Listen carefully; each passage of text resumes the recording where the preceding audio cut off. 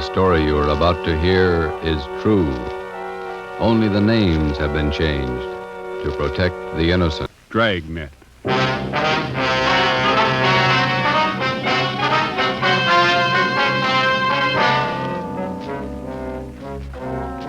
You're a detective sergeant.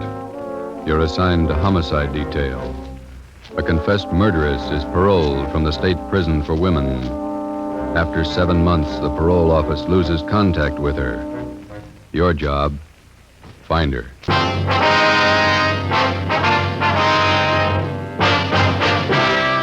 Dragnet, the documented drama of an actual crime. For the next 30 minutes, in cooperation with the Los Angeles Police Department, you will travel step by step on the side of the law through an actual case from official police files. From beginning to end, from crime to punishment, Dragnet is the story of your police force in action. It was Thursday, March 9th. It was foggy in Los Angeles. We were working a day watch out of homicide detail. My partner's Ben Romero. The boss is Thad Brown, chief of detectives. My name's Friday. We were on our way back from the state building, and it was 2:45 p.m. when we got to the city hall, room 29. Handwriting analysis. Want to have a seat, Fred? Okay, thanks. I'll see if Don's around. Maybe in the back room. All right. Don Meyer. Don, you here? Yeah, come in just a minute. Oh, hi, Ben. Got a quick job for you, Don. Can you spare a few minutes? Think so? Hi, Joe. Didn't Hi. see you. I'd like to have you meet Fred Galloway, state parole. Fred, this is Don Myers, our handwriting man. All right. Got a couple of signatures here. I'd like to have you check them now if you can. No, I can try. Let's see what you got. You want to show them, Fred? Yeah. These 3 sheets here, Don, marked November, December, January. I'd like to know if the signatures on them compare with the signatures on these 2 here. They're marked February and March. Let me see. Thanks. Mm-hmm. Yeah, well, it shouldn't take long. Why don't you fellas have a seat? Huh? Yeah, okay. How's this thing shape up, Fred? You figure that the Johnson woman's jumped her parole? Got me. I don't know what to think. How long's it been since you got out of prison? Well, let me check you out on the details. I got the dope right here. All right, fine. Annie Marie Johnson. She sent up for a life term, 1933, murdered her husband, John, shot him to death. Started appealing for parole 1940, finally won it May 14th last year, paroled into the custody of Mrs. Laura Jean Muller. Mm-hmm. Where does this Mrs. Muller live? Down Wilmington. Old friend of the Johnson woman. She fought for 10 years to get her released from Tehachapi. Have you been in touch with Mrs. Muller lately, Fred? Only by mail. We've been sending her monthly report forms all along. She's the person that Annie Johnson was paroled to, so the form has to be filled out and then signed by Mrs. Muller and mailed back to me. Yeah, I know. And that's where you figured that something was wrong. Well, we got the February and March reports back from her on time, all the usual questions answered properly, and it was the signature. Writing didn't look like Mrs. Muller's at all. You think the Johnson woman is faking the signature? Maybe. Tried to contact the Muller house half a dozen times the past couple of days. Nobody home. There you go, man. You got it? Yeah. Let me see. These 3 here, November, December, January, they were signed by the same person. Yeah. Signatures on the February and March reports. They're pretty bad imitations. One person signed these 2. Another person signed these. No match at all. Well, then the signatures on the last 2 reports were forged. I'd say so. She went up for murder. That's your department. You want to run it down? Sure. What's it add up to? Could be a lot of things. Could be nothing. Annie Johnson ought to know. Ben and I checked out of the office and drove down to Wilmington. We located the home of Mr. and Mrs. Joseph Muller on Seaboard Drive, just off Anaheim Street. It was an old-fashioned 2-story house set back on a big corner lot along with plenty of shrubbery. It was a faded gray with lots of Victorian gingerbread hung all over it. Fancy carved gables, carriage driveway with hitching posts, and pieces of thick colored glass set in some kind of a design in the window of the front door. Out in the harbor beyond Terminal Island, you could hear the foghorns.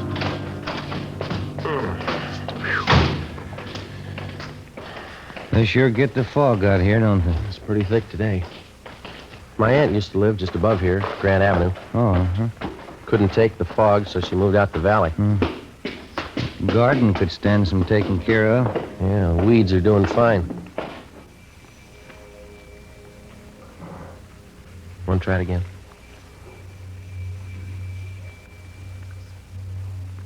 What do you think? Let's try the neighbors, huh? Yeah, all right. That house across the street must be somebody there. I saw a woman shaking a dust mop out the window when we drove up. All right. Kind of a bleak-looking spot up here on the hill, isn't it? Not many houses around. Yeah, and this fog's doing nothing for me. Chills you right down to the bone. What's the name on the mailbox there? Let's see. Miss Flora Carpenter. Well, maybe she can tell us something.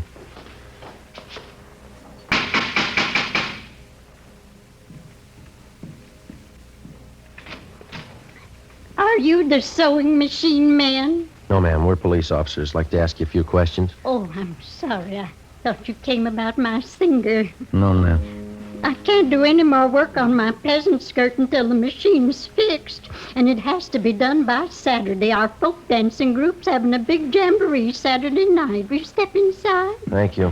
This is Sergeant Romero. My name's Friday. Oh, how do you do? Oh, fog's so refreshing, isn't it? Very vitalizing. Yes, ma'am. Are you acquainted with Mr. and Mrs. Muller across the street, Miss Carpenter? The Mullers? Yes, I've known them for years. And they have an Annie Johnson living with them? Yes, one of my very good friends. She's employed as a housemaid for the Mullers, is that right? Well, I guess you could call it that. Actually, she's more of a companion to Mrs. Muller since poor Mr. Muller got sick. What's his trouble? His mind. Poor man just lost his senses. He's at the state hospital at Norwalk. Mm-hmm. When did they send him there? Let me see. This is March. It must have been last November. Yes, became violent. Do you know where Mrs. Muller is now? In the sanitarium out near Pasadena. Not well at all. And Annie Johnson, is she still living at the Muller's house across the street? Oh, yes. She went downtown to do some shopping today. Did she say when she'd be back? Well, no, she didn't, but we have a meeting of our book appreciation club at 8:30 tonight here at my house, and I certainly don't think she'd miss the meeting. I see. Miss Carpenter, do you happen to know the name of the sanitarium where Miss Muller's staying? Garraway's. That's what Annie told me. Garraway's rest home out by Pasadena. Mm-hmm. Have any of the neighbors been out to visit her? Well, no, we haven't. Annie said the doctors there thought it'd be better if Mrs. Muller didn't have visitors. I see. I wonder if you'd tell us where we could find a public telephone in the neighborhood. Oh, you can use my phone, Sergeant. It's right back there in the hall. Fine, thank you. I'll call him, Joe. All right. I'll have the operator charge it to our office. You sure you can find your way back there, Sergeant? It's right under General Pershing's picture. Yes, ma'am. No trouble. Mm. I was just thinking, Sergeant Friday. Yes, ma'am. Would you know anything about repairing sewing machines? No, I'm afraid not. Oh. Well, Fluffy, there you are. This is Annie Johnson's cat, Sergeant. Isn't he simply gorgeous? Look at that fur. Yes, ma'am. It's a nice cat. Genuine Persian. Annie brought him with her when she came to live with the Mullers. Did Mrs. Johnson and Mrs. Muller always seem to get along fairly well together to you? I mean, no arguments? Oh, my, no. Annie's the easiest person in the world to get along with. All us girls in the neighborhood just adore her. Joe. Did you talk to sanitarium? Yeah, I double-checked the name. Yeah? Mrs. Muller's not there. They never heard of her. Ben and I left and interviewed some of the other people in the neighborhood.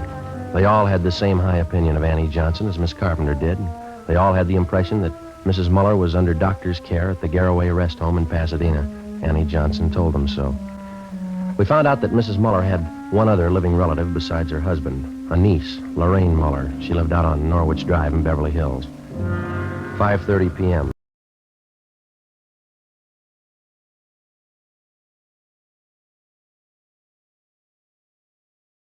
We called the state hospital at Norwalk, and they informed us that Joseph Muller was there, having been committed the 2nd of November the previous year. He was critically ill. We put in another call to the Muller home. Still no answer. 6:15 p.m. We drove out to Beverly Hills to the home of Mrs. Muller's niece, Lorraine. She was a tall, good-looking girl with blonde hair and a bad cough. I don't think I can help you, Sergeant. I moved out of my aunt's house 3 months ago. I haven't seen her since. Were you staying at the house when Annie Johnson came to live there? I was raised in that house. Mother and Dad died when I was a baby, and Uncle Joe and Aunt Laura took care of me. They're wonderful people. Would you mind telling us why you moved? I don't mind. Everything was fine until Annie Johnson came. I didn't get along with her. We fought all the time. Oh, is that so? I don't know why. I just didn't like her. When Annie moved in, she took over the whole house. Oh, what's the connection between your aunt and Mrs. Johnson? Any blood relationship there? No. Annie was a school chum of Aunt Laura's. When they sent her to prison for killing her husband, she wrote for help. And your aunt helped her. She worked for 11 years at it. I don't know how much money she spent, lawyers, you know. Yeah. She finally got Annie parole. And then she took Mrs. Johnson on as a housekeeper, is that right? Yeah, and she never did any work.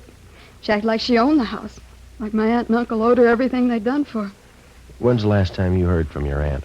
It was a few months ago, around Christmas time.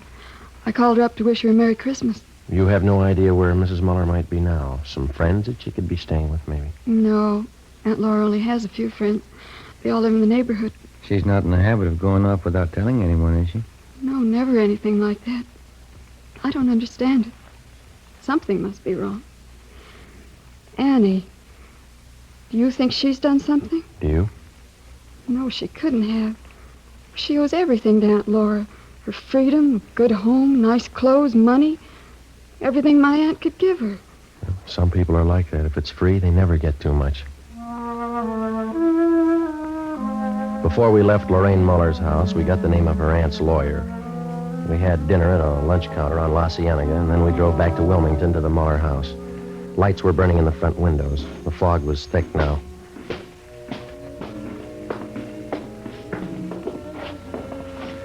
Guess that's her singing. Yeah. You want to ring the bell? Mm-hmm. Can you see in through the curtains, Joe? Yeah, she didn't hear it. Let's ring it again.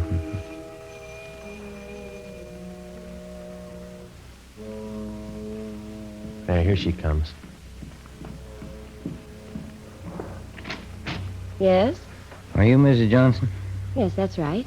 What is it? Police officers, our identification. Oh. Yes, won't you come in?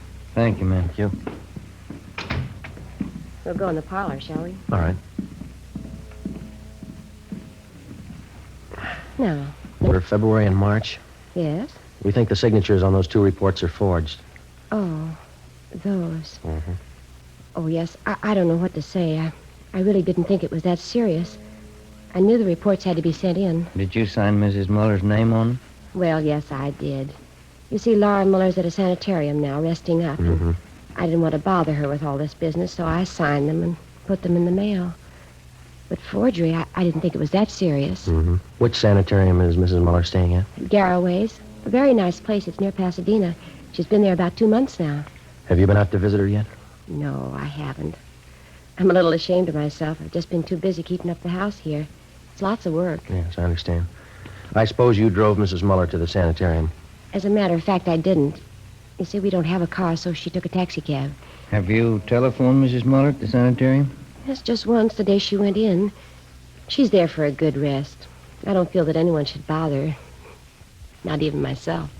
Does she have any other relatives? Besides her husband, that is. None at all. Poor Mr. Muller. We had to send him away, you know, to Warwick State Hospital. Mm-hmm. Yes, ma'am. It got out of hand. Just terrible. He almost murdered poor Laura once, and those were awful days. He's much better off where he is. Yeah, it's too bad. Well, that's about all, Miss Johnson. Oh, here.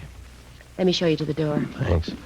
You'd better contact your parole officer the first thing in the morning and clear up this matter of the reports. I'll do that. Thank you. Mm-hmm. Good night, Miss Johnson. Thanks again. All right. Good night.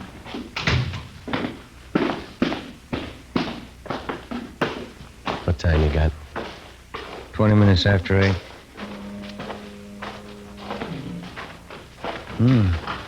Light just went on in the attic. Yeah. What do you think? We better go take a look around. What do you think we'll find? I don't know. Maybe a reason for some of those lies she told us. 8:35 p.m. Annie Johnson left the house and crossed the street to Miss Carpenter's place. In the Muller house, in a small desk in one of the rear bedrooms on the first floor, we found a file for Mrs. Muller's business papers. In the file, we located 3 of her insurance policies. There was one for $5,000 and 2 for $3,500. Each policy had a rider attached, changing the beneficiary from Joseph Muller, the husband, to Annie Johnson. $12,000 worth of insurance. Yeah, let's get them back in this folder. Did you get the policy numbers? Yeah. What's this? Let's see. Phone bill.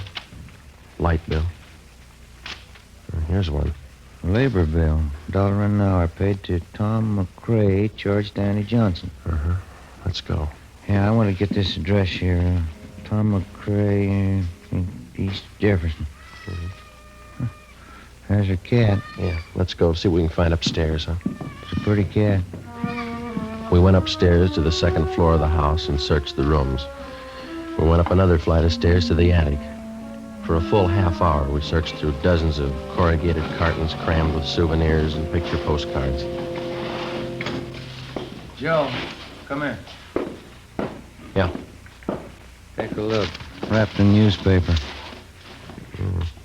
3220 Colt. 3 empty cartridges. Mm-hmm. We got a gun and we got a suspect. Those insurance policies could be the motive. Let's pray to God there's no victim.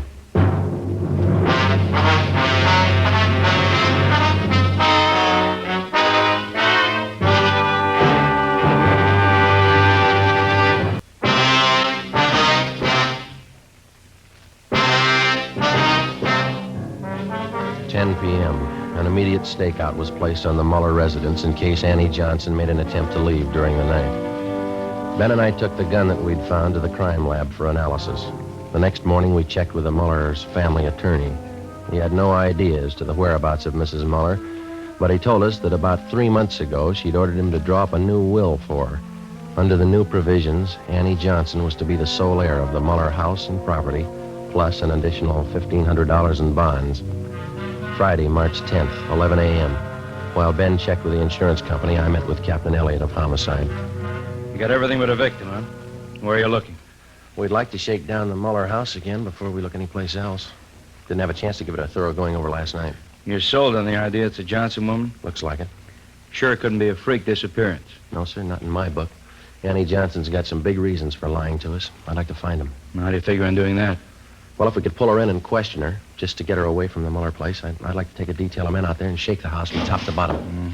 Just checked with the insurance companies that issued Miss Muller's policies. Yeah. And we got it right. Annie Johnson gets the dough if Mrs. Muller dies. Oh. Something else. The changes in the policies were made during the last 2 months at her home. It doesn't jive. Why not? Well, Annie Johnson told us that Mrs. Muller's been in the sanitarium for more than 2 months. Here's a capper, Joe. What's that? Gil and Cenas went out to State Hospital at Norwalk to talk to Mr. Muller. Yeah?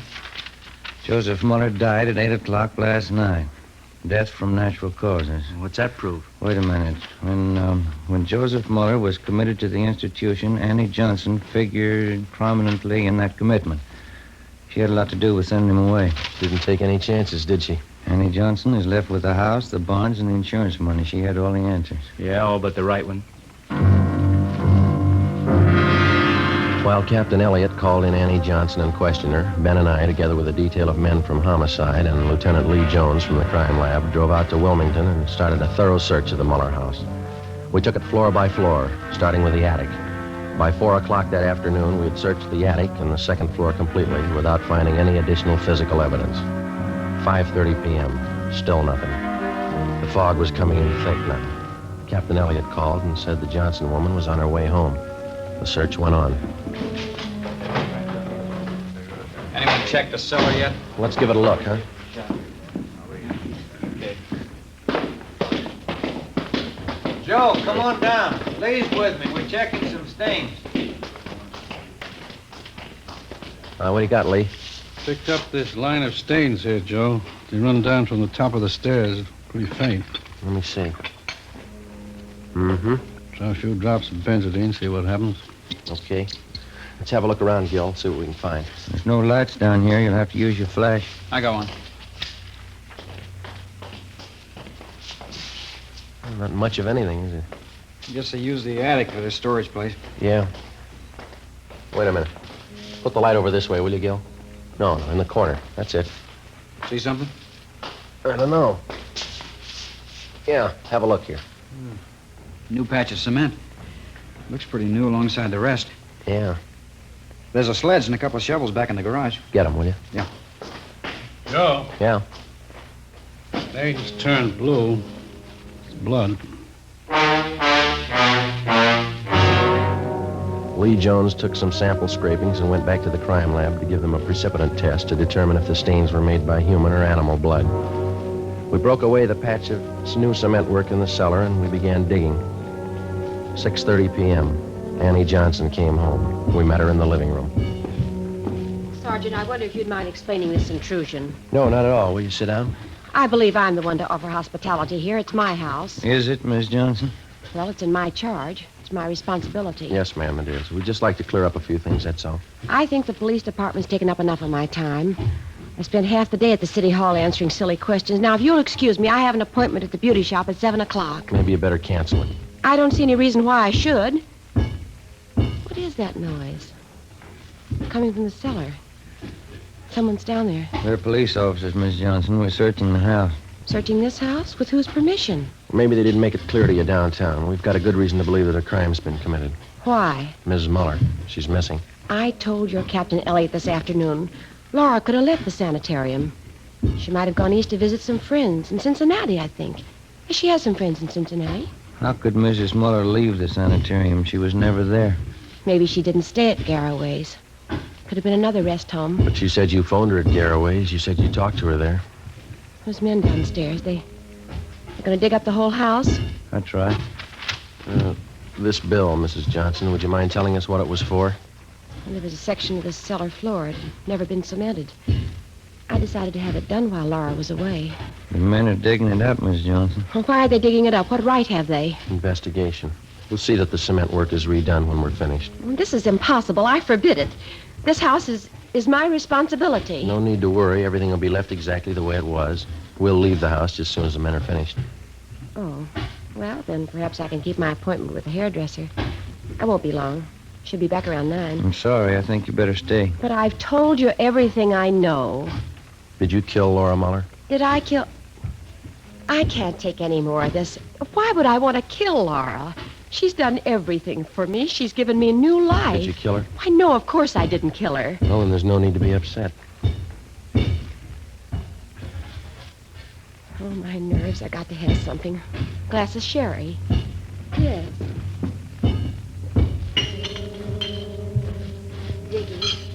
How long is it going to take them? That all depends, ma'am. There's no reason for this. You don't know that anything's happened to Laura. That's right. Laura's the best friend I have in the world. 11 years. That's how long she fought to make them let me out of prison. She's the only one who believed in me. Yes, ma'am. She is. She's given me everything. She wants me to have everything. Everything I want. I wouldn't have a reason for killing her. Why, my clothes, my home here, money. They're all Laura. She's given them to me. Would you like a glass of sherry, Sergeant Friday? No, thanks. You know, Laura was much older than I, Sergeant. She could have taken her own life. She didn't have much to live for. Old and sick. But I got everything to live for. Laura used to tell me that. So she gave me everything. Laura was much older than I. Would you care for a glass of sherry, Sergeant Romero? No, thank you. This whole thing's so silly. Laura's away on a trip. She's much older than I am, you know. I'm 38.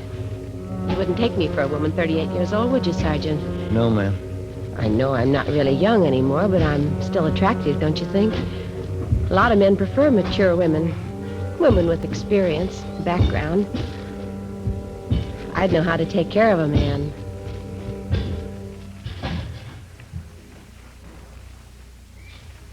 Joe. Yeah.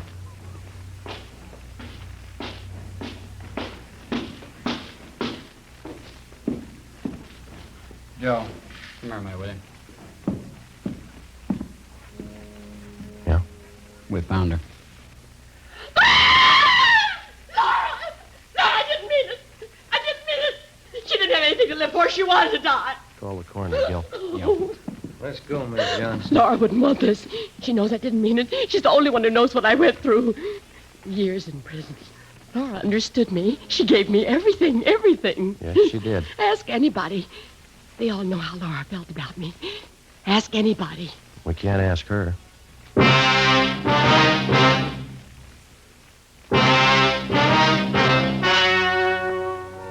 The The story you have just heard was true. Only the names were changed to protect the innocent.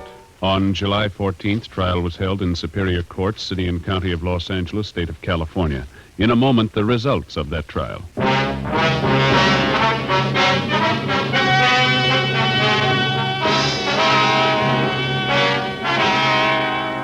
Annie Marie Johnson was tried and convicted of murder in the first degree.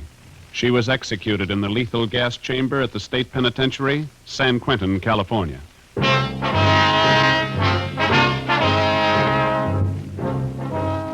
You have just heard Dragnet, authentic cases from official files. Technical advice for Dragnet comes from the Office of Chief of Police W.A. Wharton, Los Angeles Police Department.